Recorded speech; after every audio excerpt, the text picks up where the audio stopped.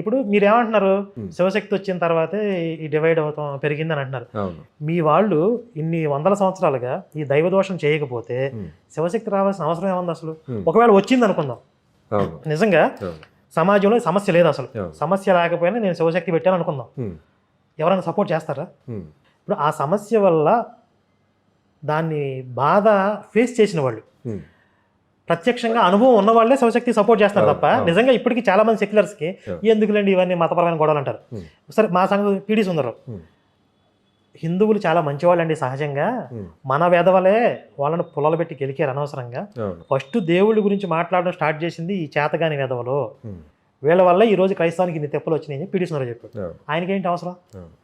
ఇప్పుడు ఇన్ని సాక్ష్యాలు ఉన్నా కూడా మీరు శివశక్తి మీద తోసేద్దాం అనుకుంటారు ఏంది? నేనేమంటున్నానంటే అండి, ఇప్పుడు పరమతం మీద ఉంటే గౌరవం ఉండాలి, లేదంటే కొంచెం ఇగ్నోర్ చేసి ఉండాలి. అసలు గౌరవం ఉండదండి, సహజంగా సహనం ఉండాలి. సహనం ఉండాలి, పరమత సహనం, దాని రెస్పెక్ట్ ఉండాలి, అండ్ టాలరెన్స్ ఉండాలి, టాలరెన్సే ఉండాలి. ఇది వాళ్ళు బైబిల్ పరంగా డైరెక్ట్గా హిందువుల్ని టార్గెట్ చేస్తున్నారా, అన్యుల్ని టార్గెట్ చేస్తున్నారా అనేది ఇక్కడ ఒక పదాన్ని మనం క్లారిఫై చేసుకోవాలి.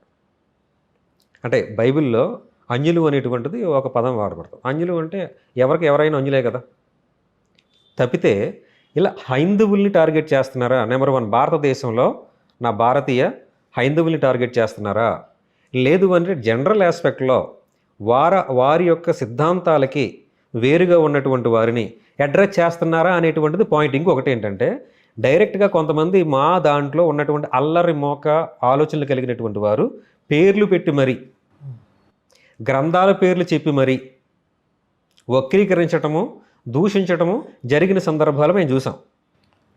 వాటిని మేము ఖచ్చితంగా ఖండిస్తున్నాం. అంటే పరమత దూషణ ఉండకూడదు, మీరు కూడా ఒక దాంట్లో ఎక్కడో చెప్పారు పరమత దూషణ ఉండకూడదు అని చెప్పి.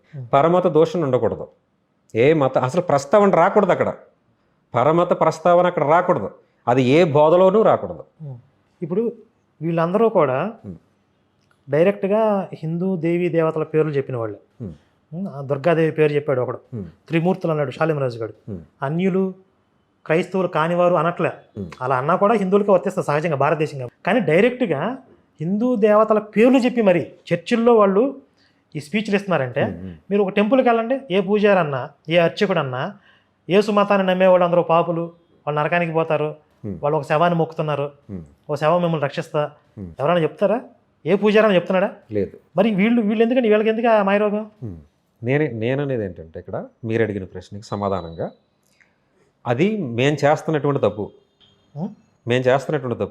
అంటే నన్ను కూడా కలుపుకున్నాను ఇందులో, నేను చేయను, కానీ నేను చేస్తున్నటువంటి తప్పు క్రైస్తవులు చేస్తున్న తప్పు, మా క్రైస్తవులు భారతీయ క్రైస్తవులు ఈ తప్పిదాలు చేస్తున్నారు కొంతమంది అదే పనిగా. అంటే ఈ శివశక్తి వచ్చిన తర్వాత ప్రతి ఒక్కడు బయలుదేరాడు.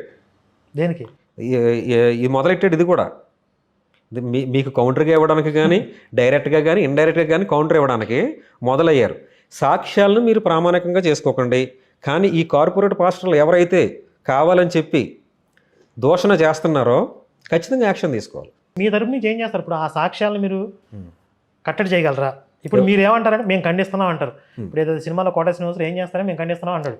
నా ఉద్దేశం ఏంటంటే, మీరు క్రైస్తవ్యంలో ఎక్కడో ఒక చోట జరుగుతున్నటువంటి తప్పులను, ఎక్కడో ఒక చోట కాదండి, ఎక్కడో ఒక చోట జరగట్లేదు అంతే, ఎక్కడో ఒక చోట జరగట్లేదు. లేదు 99 చోట్ల జరుగుతుంది. లేదండి, మీరు ఎక్కడ కొన్ని వ్యవస్థలు మాత్రమే చూస్తున్నారండి. ఎందుకంటే రీజన్ నేను చెప్పనా, విగ్రహారాధన పరమ పాపం అనే విధంగా బైబిల్ మాట్లాడుతుంది. విగ్రహారాధన పరమ పాపం అని బైబిల్ ఎప్పుడు కొట్టుపడేసింది, మొదటి నుంచి కూడా కొట్టుపడేసింది కదా.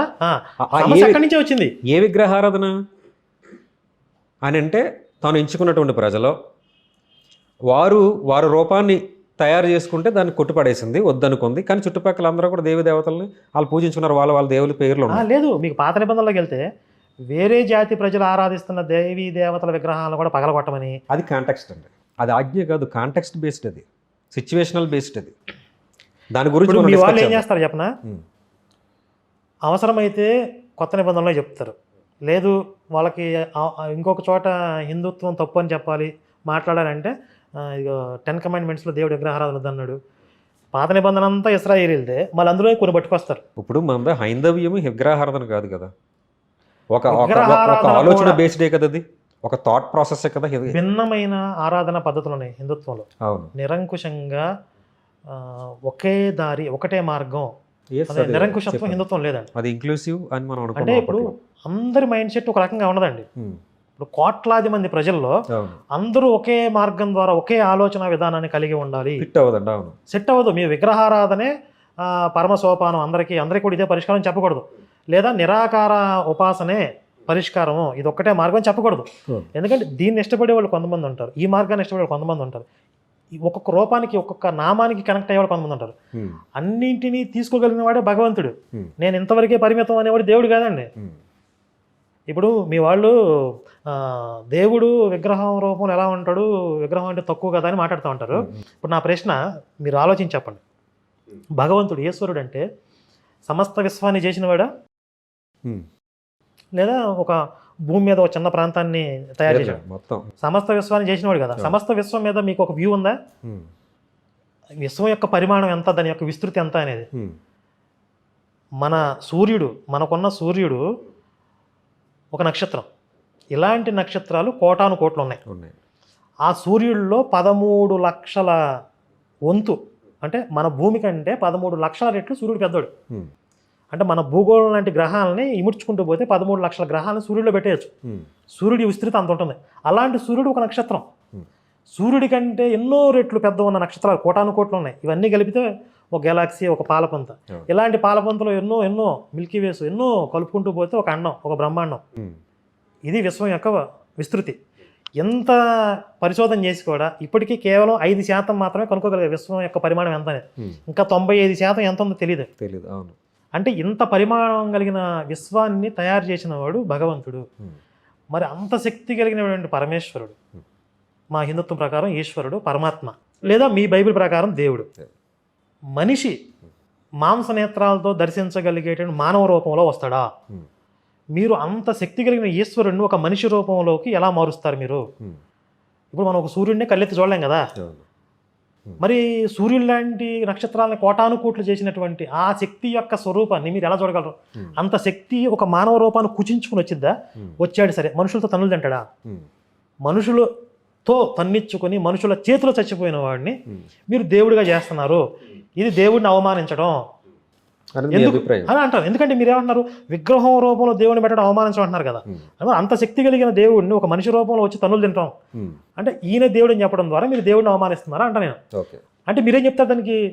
భగవంతుడి యొక్క దయ, ఆయన ప్రేమమయుడు కాబట్టి తనను తాను తగ్గించుకుని, అంటే మాంసనేత్రాలతో దర్శించగలిగే స్థితిని ఉమ్, ఆయన కల్పించుకుని ఇక్కడికి వచ్చాడు భూమి మీదకి ఓకే. అని చెప్తున్నారు. సరే, మీ వివరణ అది. హిందుత్వం ఏం చెప్తుందంటే ఇప్పుడు రాముడు కృష్ణుడు అనేది ఒక అవతార స్వీకరణ. దానికి పూర్వం కూడా విష్ణువుగా ఉన్నాడు పరమాత్మ. ఉమ్, అది కాకుండా ఇంకా నిరాకార పరబ్రహ్మం అనే కాన్సెప్ట్ కూడా మాకుంది. ఉమ్, అంటే నిరాకార పరబ్రహ్మం నుండి పరంధామంలో ఉండే విష్ణుమూర్తి దగ్గర నుండి అక్కడి నుంచి ఒక మెట్టు దిగి వస్తే రాముడు కృష్ణుడు అవతారాలు. ఉమ్, అక్కడి నుంచి ఇంకొక మెట్టు దిగితే ఇప్పుడు రాముడు కృష్ణుడు కూడా అందరికీ అందుబాటులో లేరు. ఉమ్, నేను ద్వాపరయుగంలో పుట్టలేదు, త్రేతాయుగంలో పుట్టానో లేదో కూడా నాకు తెలియదు. ఉమ్, కానీ ఆ కాలంలో చాలామంది రాముడిని కృష్ణుడిని దర్శించారు, వాళ్ళతో స్నేహం చేశారు, వాళ్ళు ప్రత్యక్షంగా చూశారు. నాకు ఆ అదృష్టం లేదు. ఉమ్, ఇప్పుడు నాకు కావాలి, నాకు రాముడితో స్నేహం చేయాలి, కృష్ణుడితో నేను స్నేహం చేయాలి. ఉమ్, మరి నాకు అందుబాటులో ఉంటాడా భగవంతుడు? ఉంటాడంటే విగ్రహమూర్తిగా వచ్చాడు. ఉమ్, అంటే అర్చామూర్తిగా, అది కూడా ఒక అవతార స్వీకరణ మాకు. అంటే భగవంతుడి యొక్క దయకి పరాకాష్ఠ ఏంటంటే మనతో అందుబాటులో మన పక్కన కూర్చోడానికి విగ్రహమూర్తి అర్చామూర్తిగా వచ్చి కూర్చుంటాడు. ఉమ్, నేను పువ్విస్తే ఒక ఫలం పెడితే స్వీకరిస్తాడు, నా ఆరాధనలు ఆయన వింటాడు, నా ప్రార్థన. అనేటువంటిది అభిప్రాయం, విశ్వాసం అది. అది భగవంతుడి యొక్క దయ.